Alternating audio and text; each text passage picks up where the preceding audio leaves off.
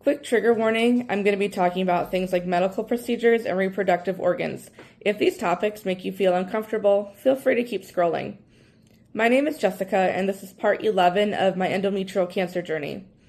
A few videos ago, I talked about why I love cancer and why I have beef with cancer. Today, I'm going to be talking about how I am planning on moving on from cancer. Cancer is going to miss out on it all. I am one of the biggest John Deloney fans. I watch his YouTube videos all the time. A technique he gives people to help process grief is to write 3 letters. The third letter is titled, "Dear So-and-so, here's what you're going to miss." This letter allows you to grieve that you're moving on and that the other person won't be part of the picture. This technique is typically used for grieving the loss of a person, whether the person has passed away or is estranged from the family. Cancer is not a person, but it does come with a lot of grief. I also tweaked this letter just a little bit. I'm not grieving cancer being gone in the slightest. I am celebrating and looking forward to being cancer-free and restarting my fertility journey. There are many things I'm looking forward to doing without cancer, but I won't share them all here. You can read the full list of how I am moving on from cancer on my blog, thepeachribbonclub.com. One thing I am looking forward to is having a second chance to take control of my health. Cancer is scary and a great motivator for taking care of our health. Nick and I have already made changes to our lifestyle, such as our diet and working out more. We are looking forward to continuing this trend. We are even talking about trying new things like biking and hiking. We hope to instill these healthy habits in our children. We are so excited to get another chance at having a baby of our own. When we learned that my cancer was growing in my uterine wall, the initial recommendation was to do a hysterectomy. This was obviously devastating news as we had been trying for 5 years at the time. We are so thankful to have had the opportunity to try to treat the cancer.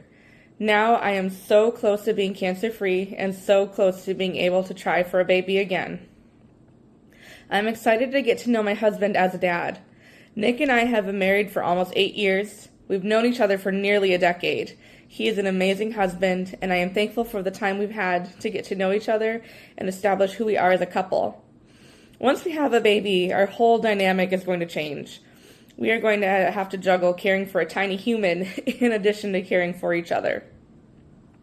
Nick is going to be an amazing dad, and I can't wait to see him in action. I am also excited to be a mom. Lastly, I am so excited to see what God is going to do next. When we were given the opportunity to treat the cancer, things looked pretty bleak, and the odds of treatment working were slim. It has been amazing to see God heal me, as well as provide for us over and over again. Our cancer journey is not over, and I know He will continue to provide and work in our lives. Despite all of the things I'm looking forward to, I am sad that I have been so sick and that I can't have a baby naturally. A lot of the joy and surprise is going to be taken away as my hormone levels and ovulation are going to be carefully calculated and medically induced. There is still a lot of fear and unknown. But throughout this cancer journey, God has called me to do like the hymn says, trust and obey. God has gotten me this far. I know He will be with me on the next part of my journey. I'd like to invite you to be a part of our journey as well. The next chapter on our journey is fertility treatments, which is very expensive. Insurance is not required in every state to cover fertility costs. One round of IVF can cost about $20,000 US. To help with the cost, my awesome sister-in-law set up a GoFundMe. You can check out the link in the description below if you'd like to contribute financially.